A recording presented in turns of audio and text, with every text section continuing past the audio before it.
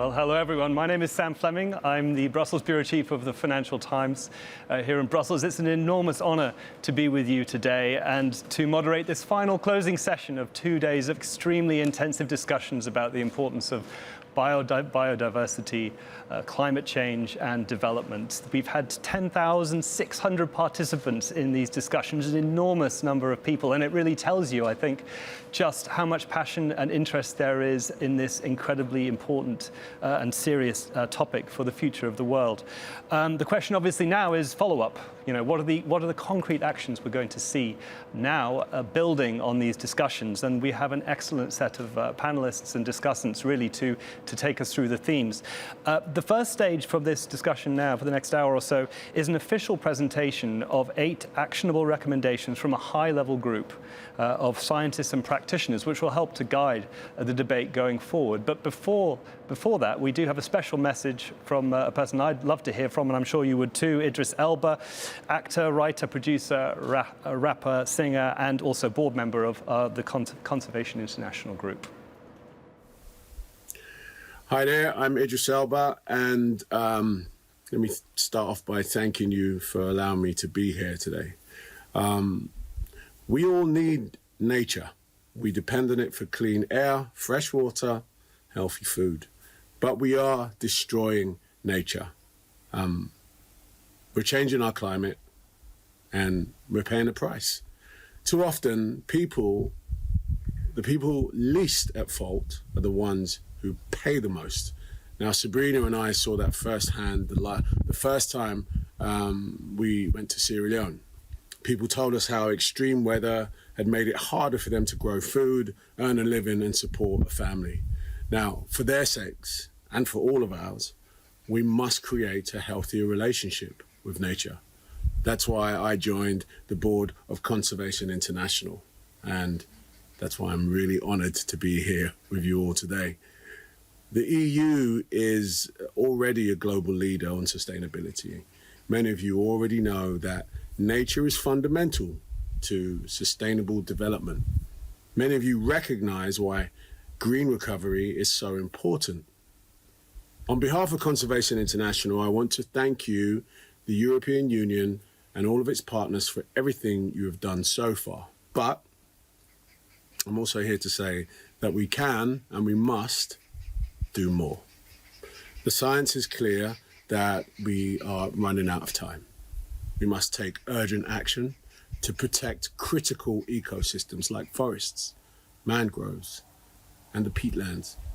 And we must help the world's most vulnerable as they deal with climate change and biodiversity loss. The EU and its member states are essential to making these things happen. I am urging you, all of you, to step up your existing efforts by working to support crucial ecosystems and the people who depend on them for the long term. Because essentially that's the key. We must protect these places for the next few years. We need to create incentives that will protect them forever. Businesses, governments, non-profit organizations, indigenous people and local communities. It will take all of us working together so that we can protect nature before it's way too late. Thank you for listening to me today, and let's make this happen. Thanks. Well, there you have it, an important message from Idris Elba. We now have Robert NASI here, the Director General of the Centre for International Forest Research, but also importantly for us, a member of the high-level group on biodiversity. And he's going to set out these important recommendations for us. Over to you. Good evening, everybody. I'm here from Bogor in Indonesia. And I'm speaking on behalf of the high-level group on biodiversity. And humans tend to believe that we are special. I mean, we are the only super predator in our world, and we have altered and exploited our world so much that we have created a special geological age, the Anthropocene. We are triggering a 6 max extension, which threatens the human species. And if we don't take things seriously and turn it in hand, problems are going to happen. So, and conserving and restoring biodiversity might be one of the most important things to do. We are also changing the climate with dramatic consequences. So we need to move into action to tackle the interlinked challenge that are deforestation and biodiversity. And you also have to consider that this won't work if we don't take into account also the food system, the supply and value chain, and the extreme inequality. So next slide. So we have these 5 global challenges that we try to address, and you can see it's climate change, loss of biodiversity, inequality, unsustainable value chain. Next slide. And unfortunately, the European Commission is moving into action, and they have sought the advice of this high-level group, which I'm speaking on behalf of here, to develop priority actionable recommendation that should help the world and biodiversity. And you can notice the high diversity in this group also in gender, origin, and skills. And we are proposing concrete and operational recommendations grouped in 8 main topics. Next slide, please. So we have 4 thematic domains, which is one is conserving the critical ecosystem, and we propose preserving 30% of land and sea to integrate conservation and green economy using a landscape approach. We also propose to restore and degraded land and seas, more than 300 million hectares restored by 2030, while making the restoration a source of jobs and growth. We also propose to establish more sustainable and resilient food system, supporting nature-positive agricultural practice, including implementing agroecological and regenerative agriculture approaches on 30 to 50% of agricultural lands. And we also recommend legal, sustainable, and safe wildlife use. And remember the current pandemic that we are living in. And we need to combat wildlife trafficking while promoting sustainable consumption and trade for dependent community within a holistic One Health approach. But this won't work if we are not able to create an enabling environment to achieve all the above. And this is the 5th recommendation, which is about assessing the knowledge gap through applied research, building capacity and sharing information, putting very much indigenous people and local community at the forefront, apply community rights-based approaches in all programs and policies, and give them the rights and the capacity to manage their land, supporting the multilateral environmental agreement and governance, and the effective implementation of those. Like we are on the road to Kunming for the CBD COP15. We are on the road to Glasgow for the CBD COP26. So this is the year where we can do something in terms of the multilateral environmental agreement. And finally, we have to have a sustainable green finance. We need to promote green investment for biodiversity and integrate nature and climate-related risk in policy and business model. These are the 8 recommendations, and they are actionable, they are ambitious, but we can do it. We have to remember also that any action in favor of human well-being and development will be doomed if we need not put at the same time adequate effort to conserve, manage, and restore our ecosystem. And reciprocally, only holistic action targeting both human and environmental well-being can really get us out of the current crisis. Many of these recommendations are in line with the Commission priorities, as underlined in the opening speech by President von der Leyen yesterday. So we have high ambition at the EU level, and now some actionable recommendations from scientists and practitioners, and now it's time to act for nature and people. Thank you very much. Thank you very much indeed. Very helpful to have those set out for us. I'm going to turn the discussion now over to Commissioner URPILAINEN. It's great to have you. Thank you very much for joining us. Why don't you give us the sense of the Commission's role in all this and your approach, and then we can talk about that in a little bit more depth. Thank you, Sam, and thank you, Mr. NASI, for your presentation, but also to all other members of the high-level group of experts for your excellent work. As you know, the European Union is dedicated in reversing biodiversity loss and fighting climate change. Protection and sustainable use of nature are priorities for the EU. Healthy people need a healthy planet, and the most vulnerable are often dependent on natural resources for their living. And this is why we have raised our ambition. We will dedicate 10% of our European budget for biodiversity objectives as of 2026.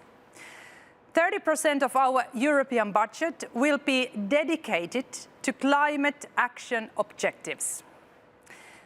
2021 is often branded the super year for nature, and rightly so.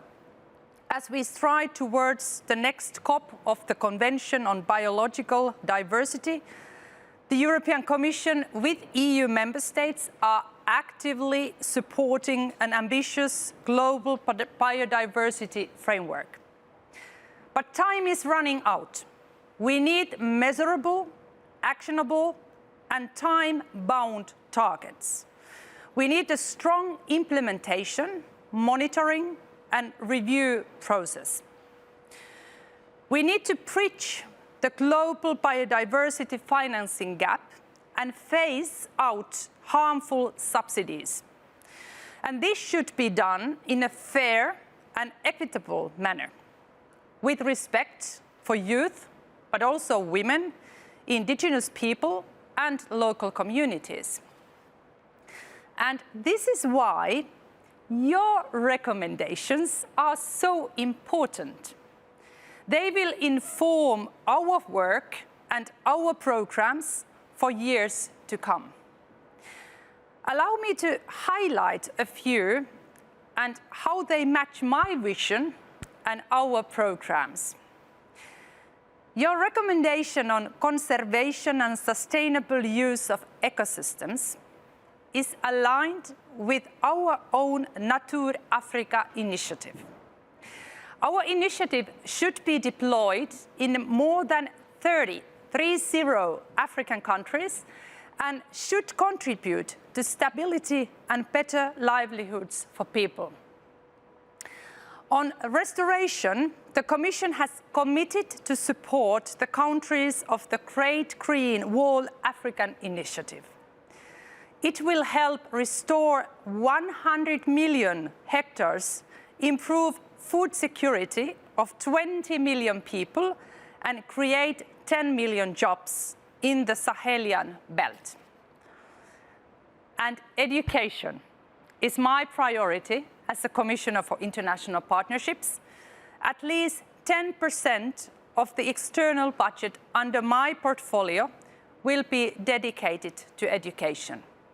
Education can provide us with the skills set to work in green sectors. And finally, your recommendation on indigenous people and local communities are fundamental for international partnerships. Through my mandate, I intend to make sure that their voice is really heard in an inclusive way and their needs are taken into account. So thank you from the bottom of my heart for the excellent work and for those recommendations.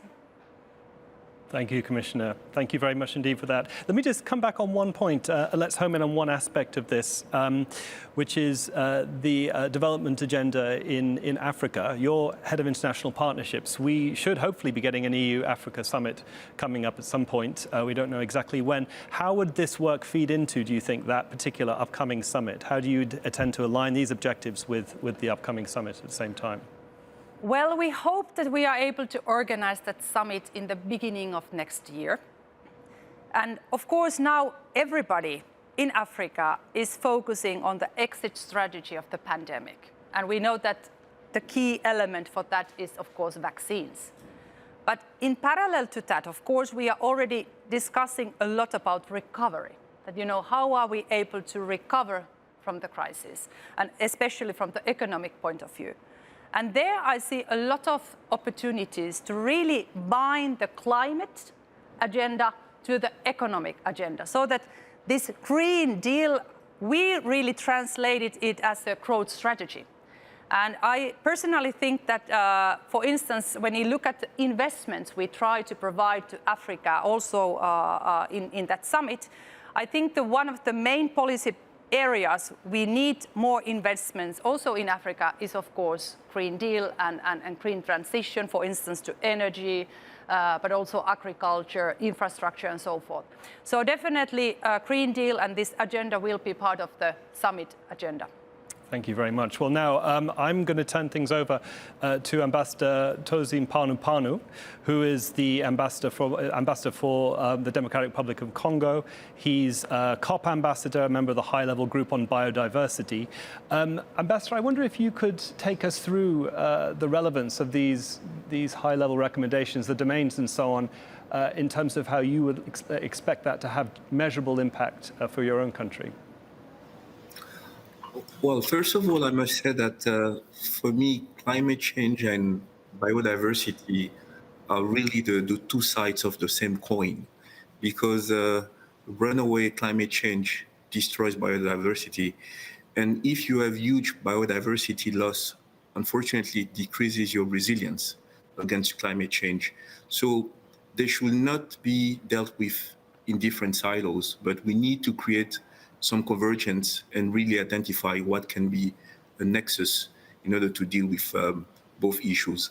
And it is just an extraordinary year that we have, 2021, where we're moving towards COP15 of Kunming, COP26 of Glasgow, because it also allows us to come up with more coherent approaches in order to deal with the two challenges.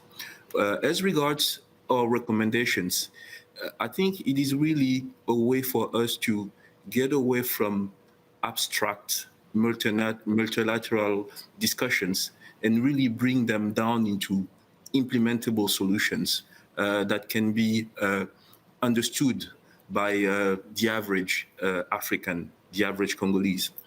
Those 8 recommendations have great relevance as regards my country, which is a country which has vast untapped biodiversity resources, huge forests, but which are at great threat because of demography, because of unsustainable use of forests, because of poor governance.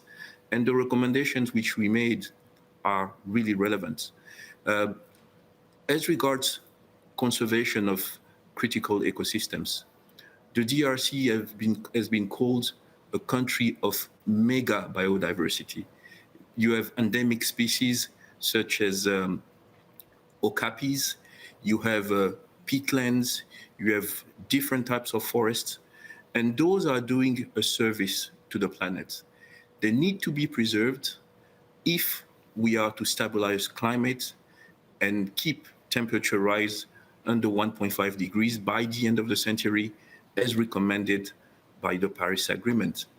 And those forests have a role because they create watershed that gives waterways, a big Congo River that has huge hydro potential that can generate renewable energy that can allow many African countries to transition to cleaner energy.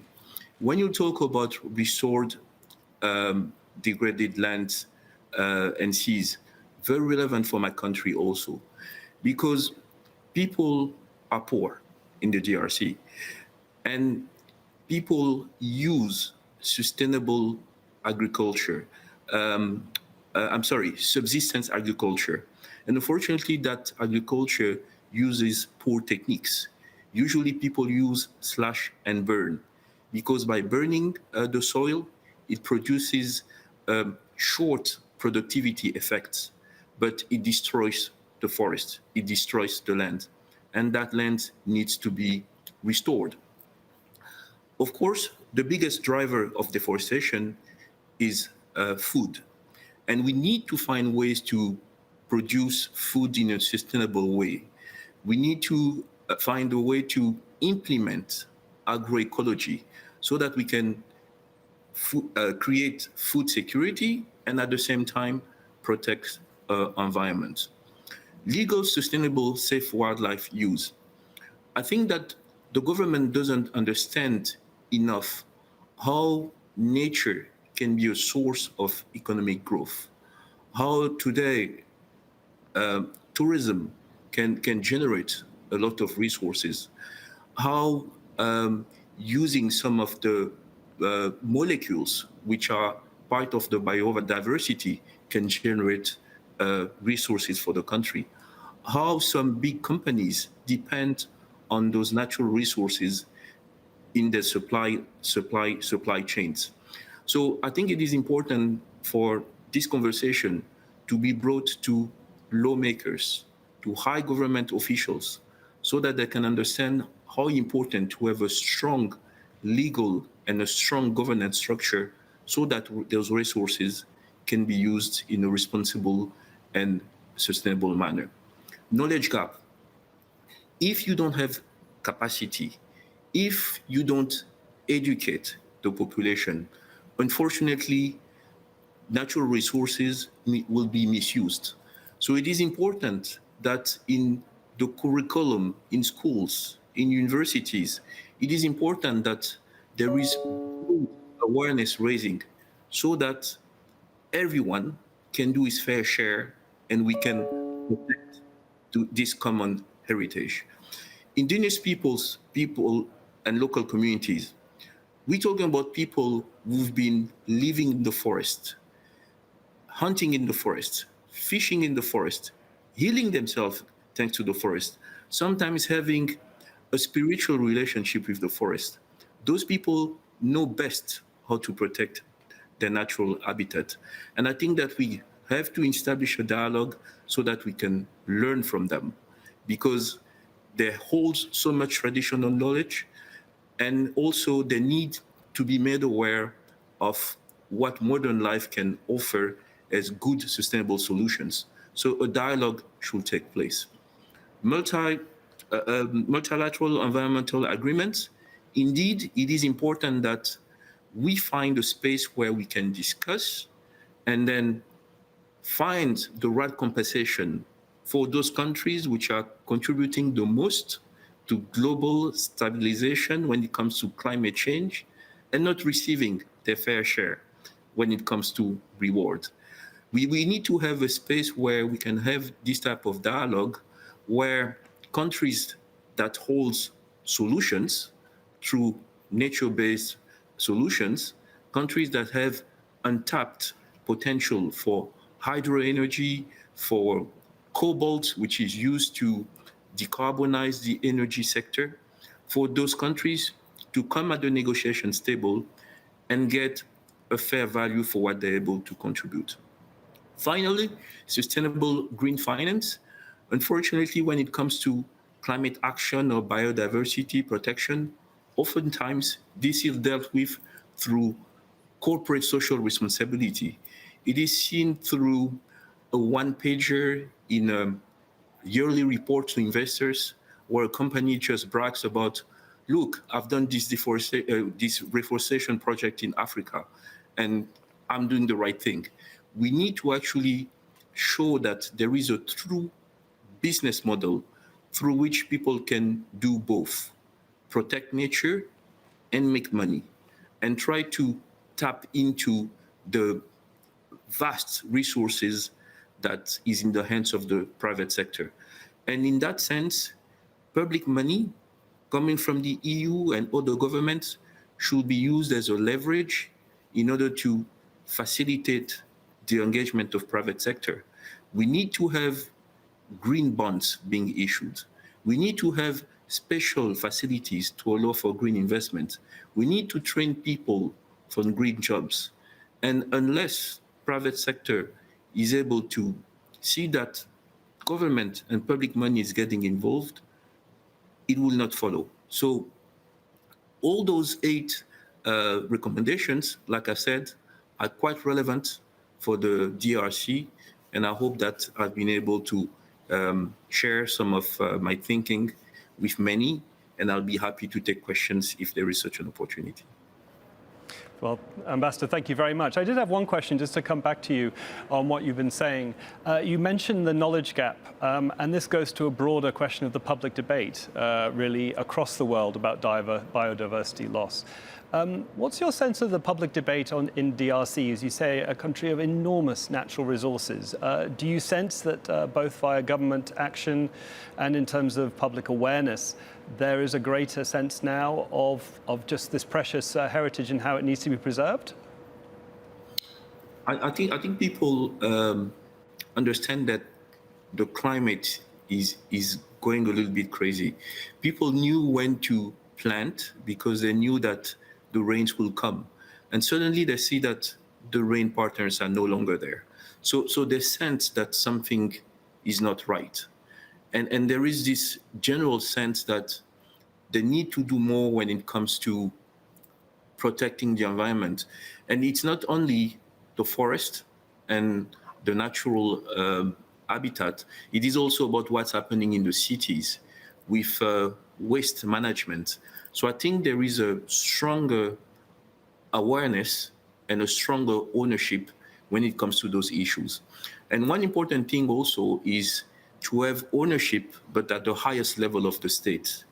And I must say that the head of state in the DRC talks a lot about biodiversity, is a champion of a project called 1 billion trees by 2023, where he wants in the DRC for every Congolese to participate to this endeavor to plant 1 billion trees in the DRC by 2023. So if that ownership is at the highest level of the state, it necessarily trickles down to everybody else. And I think sincerely that I've been in this field for the past 15 years, but the level of awareness has really been multiplied tenfold. Well, thank you very much. We're now going to hear, the Ambassador mentioned the importance of the private sector. We are now going to hear from the private sector and from Bart van der Wateren, who's the Vice President of Corporate Communications and Government Relations at Nestlé Europe. We're going to go over a statement from him.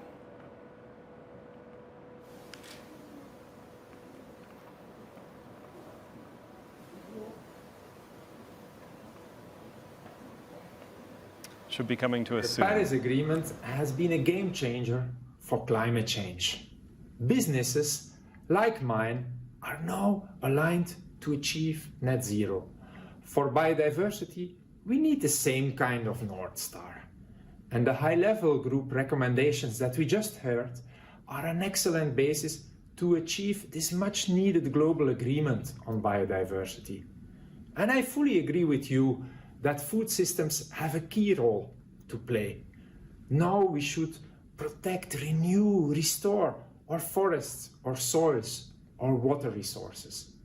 I call this regeneration.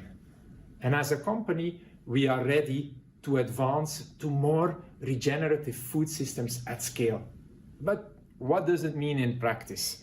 I'll give you one example on forests. It all starts with fighting deforestation. Of course, 90% of our key supply chains are already deforestation free and will close the gap to 100% by next year. But it's more than that. Together with others like retailers and leading food manufacturers, we are moving into forest positive strategy. This means actively protecting and restoring forest at landscape level. But also, we need to do this together with local communities and indigenous people. The same is true for our road to regenerative agriculture. If we want a more biodiverse and greener agriculture, we'll need to make sure that the farmers get a decent livelihood, like the farmer behind me here. Because ultimately, it's all about people. It's the people that will make the difference. Therefore, let me end with a question for you. Are you ready to regenerate the food system with us? I really hope so. Well, we're now going to hear from Christian SCHWARZER, who's the founding member of the Global Youth Biodiversity Network, which represents over 600,000 members in 140 countries worldwide. Christian, you've carried out some consultation and produced your own recommendations for the future global biodiversity framework. Let's hear some of those recommendations from you now.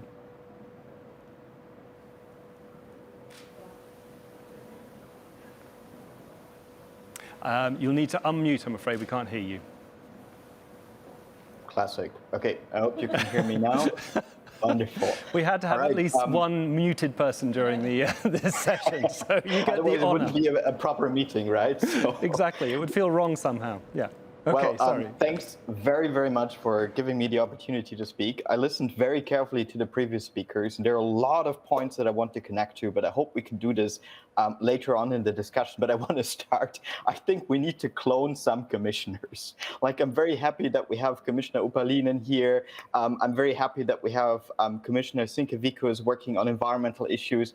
But what about the other commissioners? You know, we have so many other people that are relevant for what we're talking about when it comes to biodiversity. But I want to see them in these discussions as well, because if we're not all pushing in the same direction, it's only Minister URPILAINEN and Commissioner Sinkevičius, then, you know, we're gonna be stuck in the same dilemma. And that's what I'm really concerned about. But let me go to my points first. I have dedicated around 15 years of my life now to encourage young people to get active on environmental issues. I've been building several movements, several organizations, and since 2010, I work with friends from all over the world to help build the Global Youth Biodiversity Network. And as you said, we're representing 600 youth organizations from all over the world, and we're all united because we believe that halting the loss of biodiversity is one of the greatest challenges that humanity is facing, and that tackling this challenge must be on top of the global agenda. So, I don't know how it is for you, but if I listen to the news these days, I can't help but feel utterly scared. And it's not just me, it's my whole generation. We're all feeling scared and are fearful of the future that lies ahead of us. You know, like when I'm talking to friends, we're asking ourselves, do we actually have a future that will be worth living for? Or will everything just go, excuse my language, will everything just go to shit? And I'm not only talking about the pandemic. I think we all know the facts. 170 million people, 177 million cases, 3.8 million deaths. The numbers speak for themselves. This has been like a horrible, horrible 18 months so far. But what if we get more of these pandemics? You know, this is the question that we have to ask ourselves. And it's also clear that zoonotic diseases are in many ways a direct result of how we as humanity have been treating nature. And what gives me hope is that we finally have leaders from all over the world, not all, unfortunately, that are acknowledging this fact. But we need to take actions, and that's what the previous speakers also talked about. And it's not just pandemics. For years, no, actually for decades, the science is telling us crystal clear that it's high time, that it's beyond high time for us to take action. In 2019, we had the IPBES Global Biodiversity Assessment that told us that 1 million species are on the brink of extinction. We probably already forgot about it. 2019 was also further characterized by catastrophic wildfires in the Amazon and Australia. And only yesterday, scientists presented the results of the world's largest expedition to the North Pole. It's devastating. More and more indicators are pointing to the fact that we may have passed a point of no return when it comes to climate. So the warning signs all over us. And then sometimes when I'm going out to talk to my friends, to talk to other people in the youth biodiversity movement, what is the hope that we can give them? And young people have heard all these warning signs loud and clear. We have the massive rise of the Fridays for Future movement that brought millions of young people all over the world to the streets to demand urgent action and called for the declaration of a planetary emergency. And now the question is, did our leaders listen? And here is where it's becoming more complicated. I don't want to say they didn't listen, but I also can't say that they fully listened. So we have a lot of pressure by young people, and this pressure helped to give environmental issues much greater priority on the global agenda. Climate change and slowly also biodiversity are now permanent agenda items not just in the CBD and the UNFCCC, but also in high-level international meetings. Most recently, we had the G7 summit in the UK, we had the EU-US summit in Brussels, and I'm excited to see that both statements had a strong commitment towards COP15 and slowing the loss of biodiversity. I think that's a great step forward. I would have loved to see this 10 years ago, but I mean, at least we have it now. And another example in this direction is the EU Green New Deal. I think I'm very happy that we have this EU Green Deal and that it helps to position the European Union and the member states towards the urgency that this issue really deserves. But the big question for me is, are all these new programs, initiatives like the Green New Deal, the Build Back Better World, or the Post-2020 Global Biodiversity Framework, are all these initiatives going to create the transformative change that we need so freaking urgently? Or are these just big promises that will lead to little real action on the ground, or even greenwashing and just more of the same that we had in the past and that didn't work? I don't know. But for International Day for Biological Diversity, we as the Global Youth Biodiversity Network started a campaign with the slogan, Stop the Same. We proclaimed to the world that we want transformation, that we want diversity, that we want justice, that we want to stop the business as usual and to start a new era for people, a new era of ideas, a new era of nature. And I'm proud to say that the preliminary results are showing us that we have reached more than 5.7 million youth all over the world, and that many of these young people have gotten back to us telling us that they're now starting their own projects. So this is the perspective from young people. This is like a little bit of a glimpse of how young people are feeling today. Scared, slightly hopeful when some positive developments are coming out, but still not sure, are we really going to have a future? And now I just want to look a little bit at the post-2020 Global Biodiversity Framework.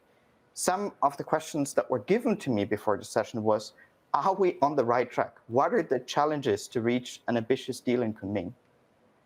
Well, on Sunday, after 6 weeks of intensive negotiations under the CBD subsidiary bodies, we finally finished this round of negotiations.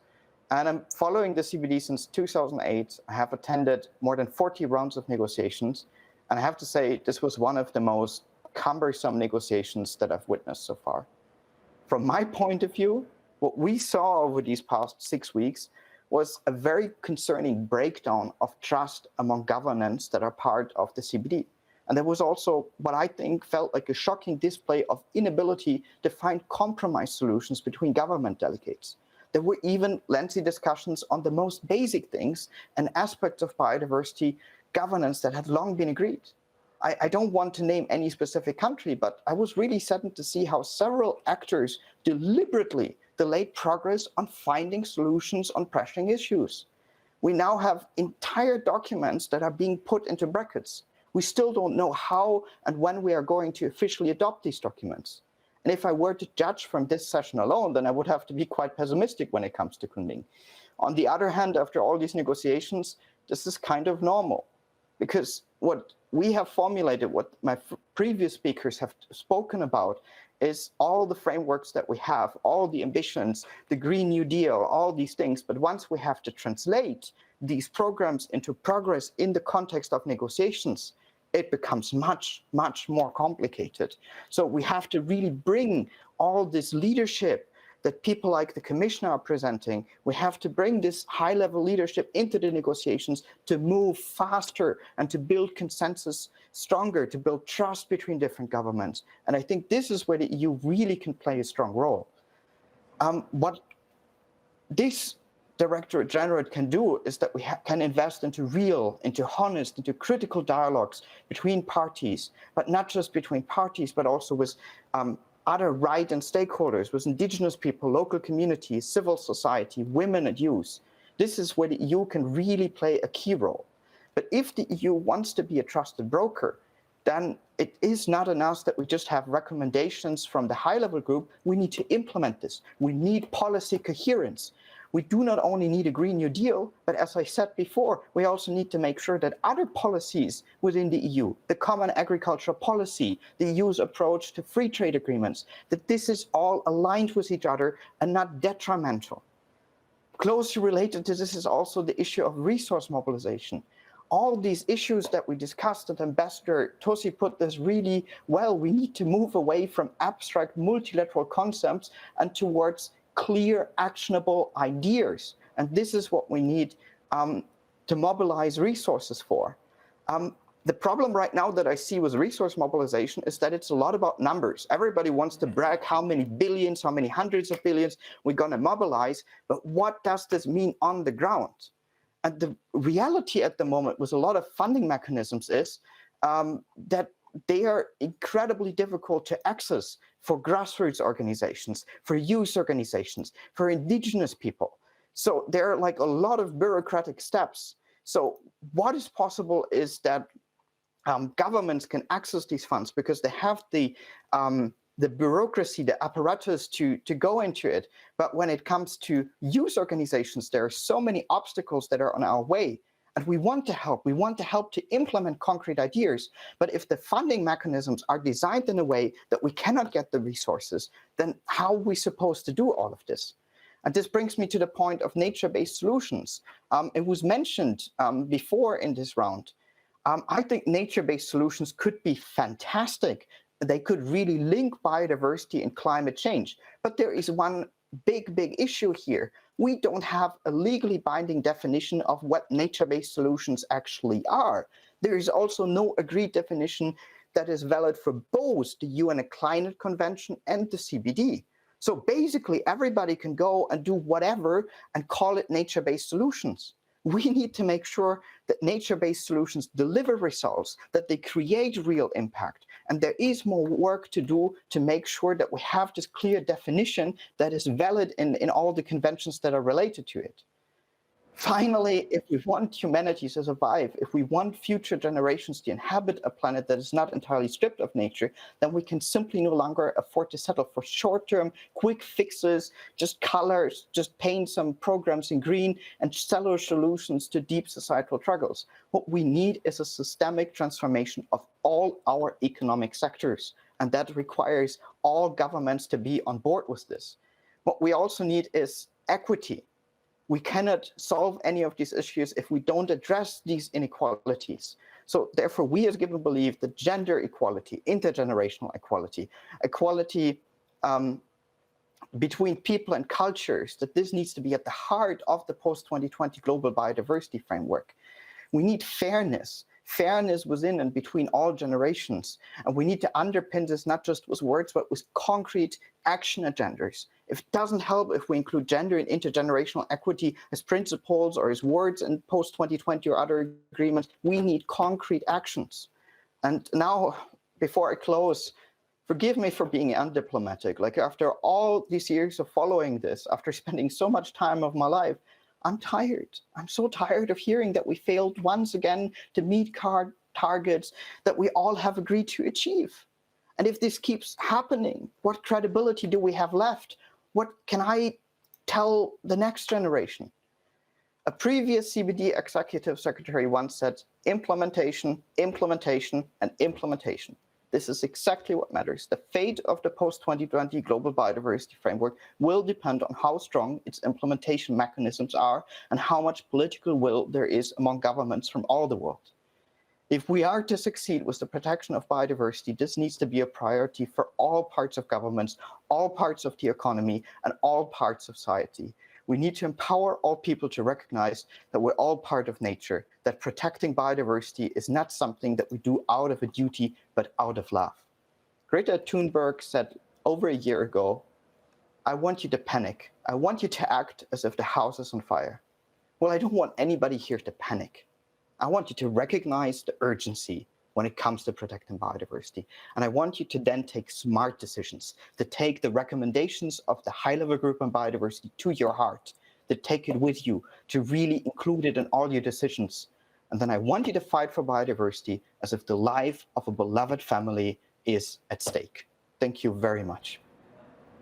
Thank you very much. That's a fascinating and obviously very passionate important intervention there. I'm now going to turn to Sneha Yaganathan, who's an EDD young leader who has worked on marine biodiversity restoration.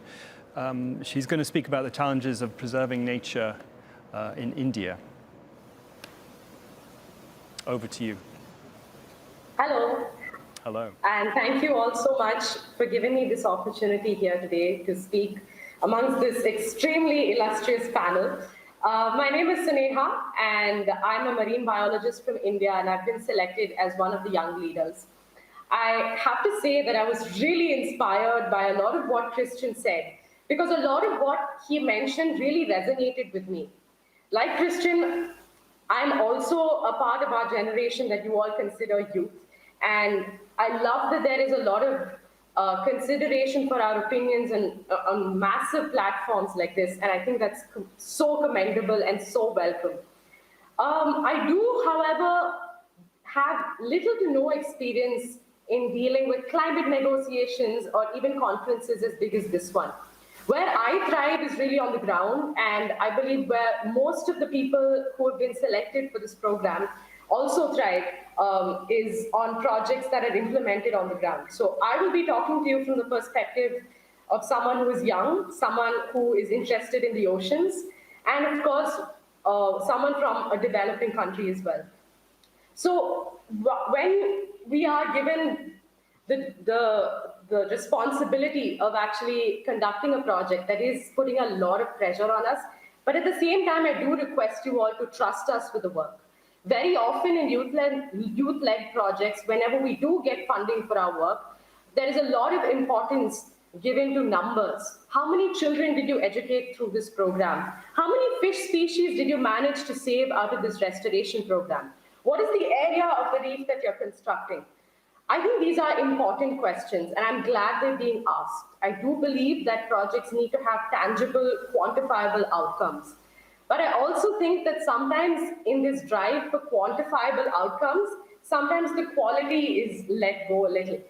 I remember applying for a grant a few years ago, and I was describing that I would be, building an artificial reef in order to restore the native biodiversity off the coast of Southeast India.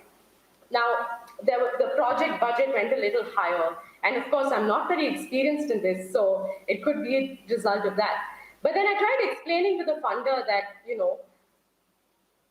just an investment of a few 100,000 rupees extra would increase the conservation value of the project by so much more. We would be able to do so much more with that money in terms of the area that we managed to restore, in terms of the children that we managed to reach out through education programs. However, there was such little room to budge that sometimes these kind of, as Adrian put it, these recommendations need to translate to actions, and sometimes it's most useful when you trust us with the work that we do. Of course, I recognize that we are accountable to you all as well as people who are taking these actions into the picture.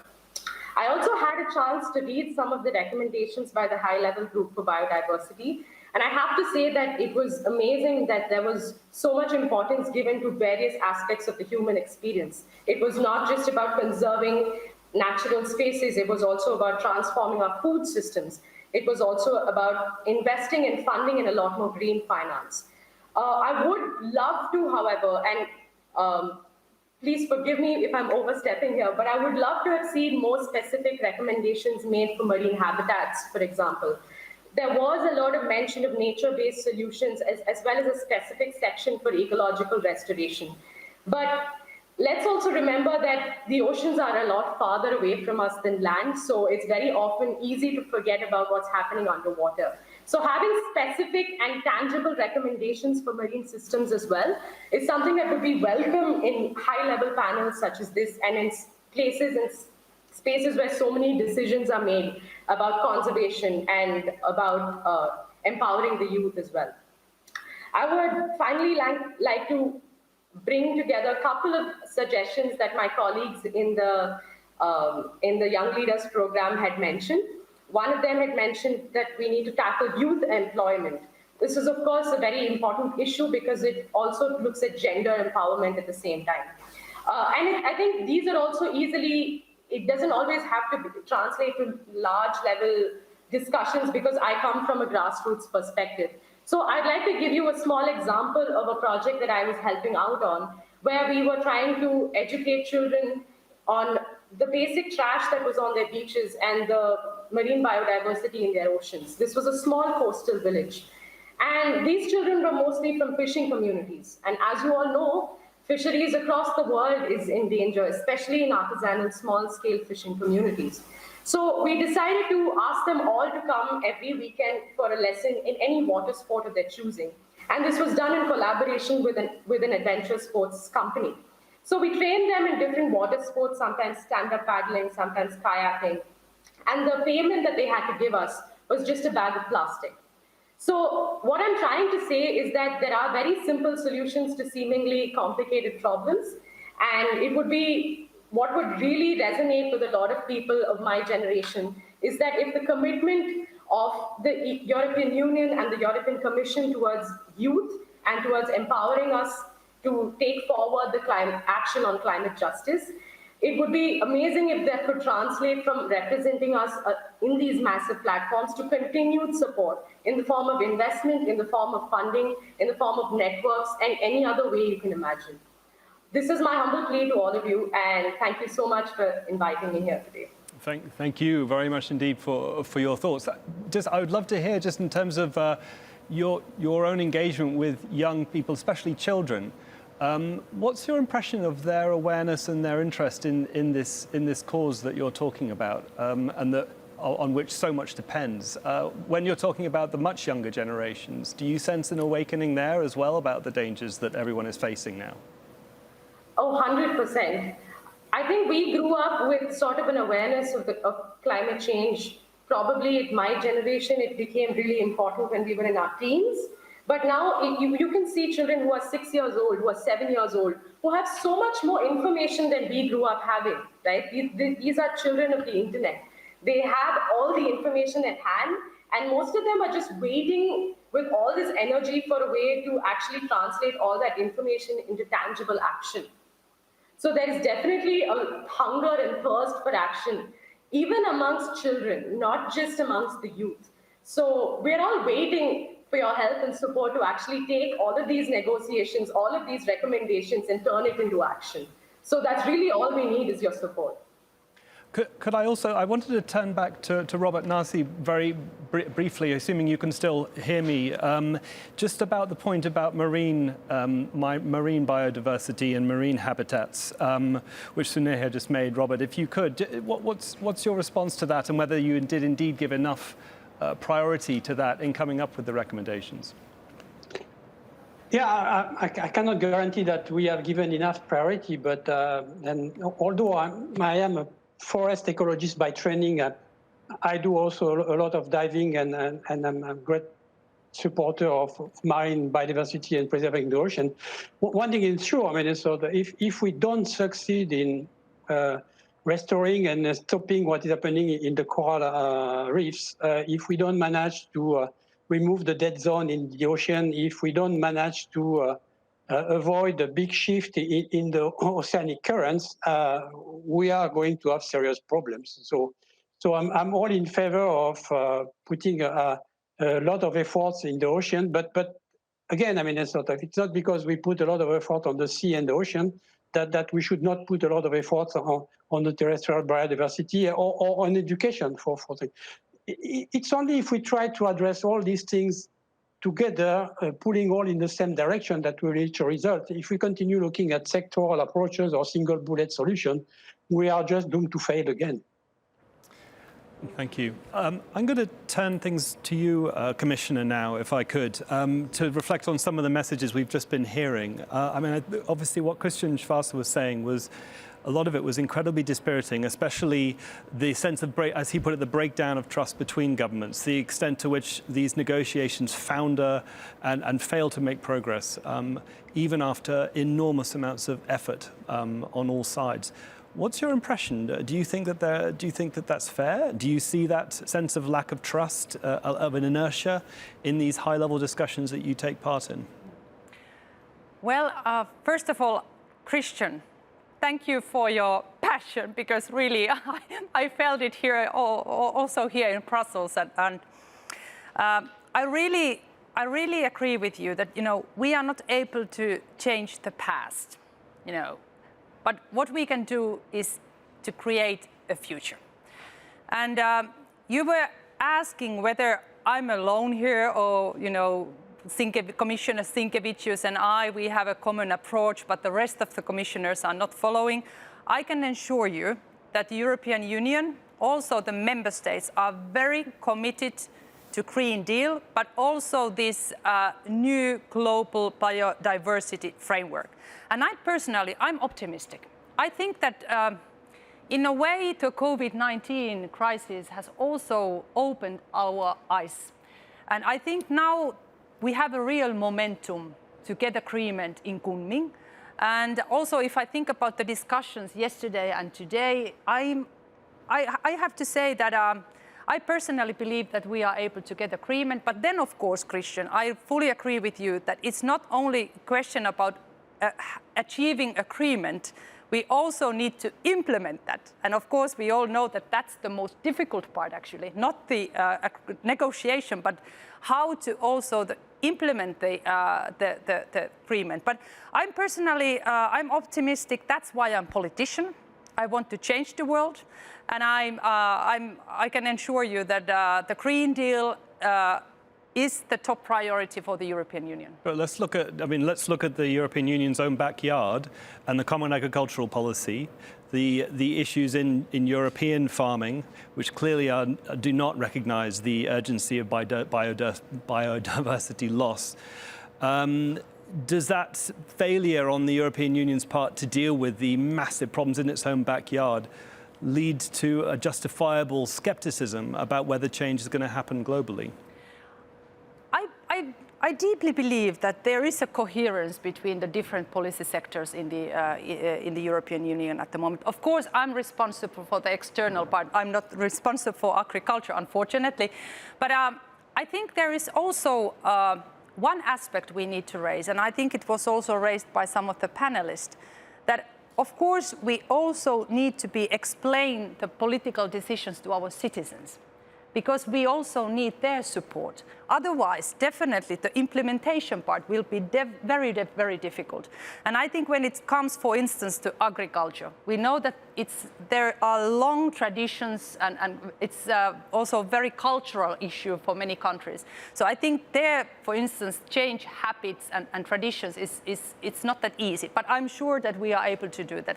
And when it comes to my responsibility and relating to external dimension, 30% of our funding is committed to climate-related activities. I think it's a huge example of our commitment also to help our partner countries to tackle climate change. Let me just quickly go back to the Ambassador, if you're still able to hear me, Ambassador. Just on the whole issue of agriculture, I wondered if you could talk a little bit more about that from your perspective, whether you think that you are seeing the kind of awareness of the danger that agriculture, which is poorly planned, can actually have for the biodiversity, whether there's a sense that that is beginning to affect agricultural practices from where you sit. I mean, from the DRC perspective, I think that we need to do three things. The first one is to raise awareness about how the current agricultural practices are unfortunately destroying biodiversity. The second action, I think, is how to structure that sector. The DRC imports a lot of its food stock because production is not well organized at home. Roads to go into the countryside are in poor states. So whatever farmers produce oftentimes gets spoiled and rotten. And of course, it creates also emissions of greenhouse gases. And also, there's no support by local finance sector. So people feel like it's a high risk type of investment. They feel like the business model is not well established. So we need to raise awareness, better structure the system, the agricultural system, and also create some type of incentives. there should be some type of fiscal incentives. I don't want to go into protectionism, but we should find ways how we can ensure that food stock which is coming from far away, having high carbon footprint, should not enter the country easily. You need to create an incentive to motivate local production, which is done in a way that protects environment, and ensure that you are stopping export coming into imports coming into the country from far away. I think that it is something the government should be investing in a lot, but unfortunately the DRC is a country that has many challenges where everything seems to be a priority for the government. Security, education, health, food security, climate, everything seems to be a priority. So through the Green Deal, I think that we can look at what the EU has done with its programs, such as from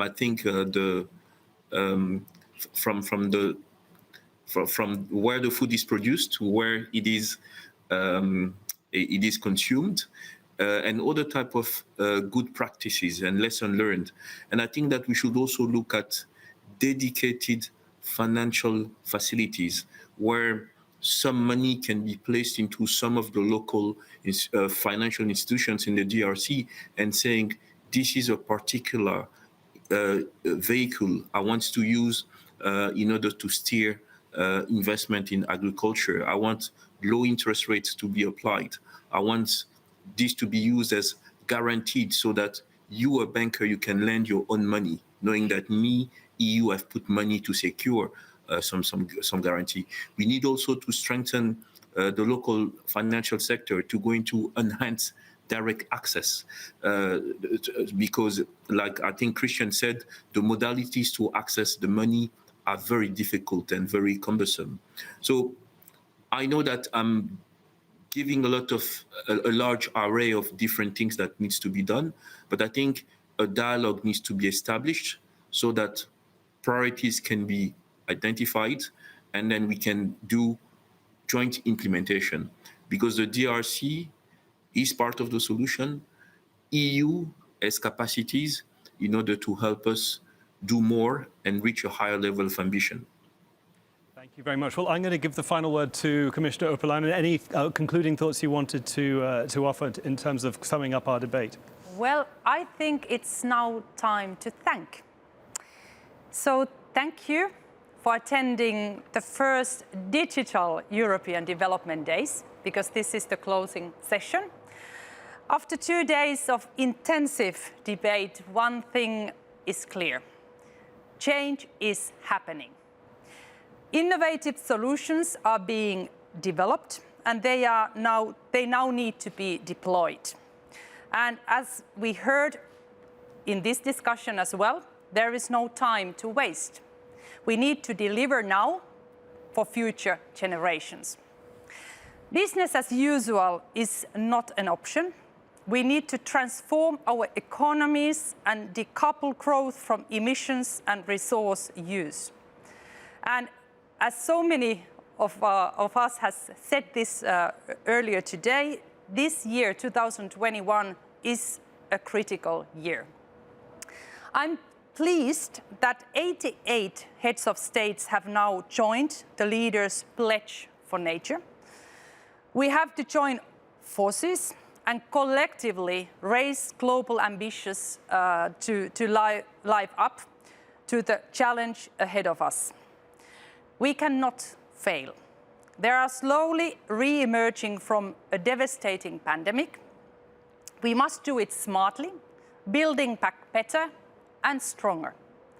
Success will definitely require ambition, responsibility, but also solidarity. And this is why I am committed to step up engagement with partner countries in this green and fair transition, as I have said already today. We will work in the Team Europe approach and establish effective partnerships with young people as key actors of change. And I want to say that this is something I'm very, very proud of. Really, that, you know, the voices of young people during the EDD, so these 2 days, has been so loud and clear. And I really hope that, you know, this is not the last opportunity, and I can ensure you that I make sure that it won't be the last opportunity for young people to take the leadership. Because, I mean, normally in the EDD, we have always heard leaders. But this year, we wanted to hear young leaders. And I think it was the right decision. Thank you to all of you, and looking forward to meeting you then physically next year in Brussels. Thank you very much. Well, thank you. Let me add my thanks as well to the commissioners. Thank you very much indeed for allowing me to participate. Thank you to our panelists for joining us and for conducting this debate. Next year's EDD is June the 14th to 15th, 2022. Looking forward to that already. Before that, let me introduce our final item here, which is a song by the singer Ina Moja. Thank you, everyone. Ladies and gentlemen, it's a great honor for me to be here today. My name is Ina Moja. I'm a musician, women and girls' rights and climate activist. Today, I would like to tell you a little bit about a project dear to my heart, the Great Green Wall. The Great Green Wall is an African initiative that started in 2007. It helps to regreen the region of the Sahel, from Senegal to Djibouti, all across Africa, 8,000 kilometers of green.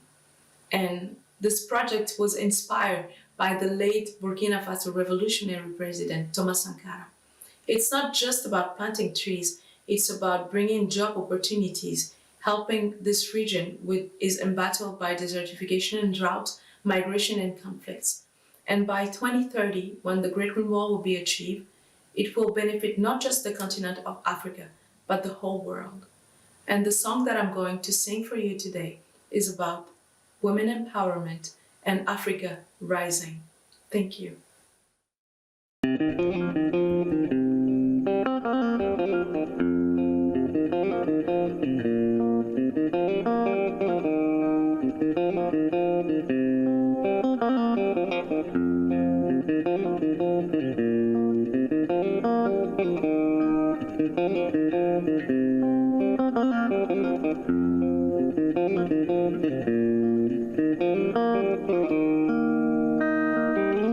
If the world thinks that you're not enough, they cannot feel the fire in your bones. Here you stand in your truth and your flaws. Who are they to throw you their stones? I will rise with you, I will stand with you. If I have to, I will fight for you.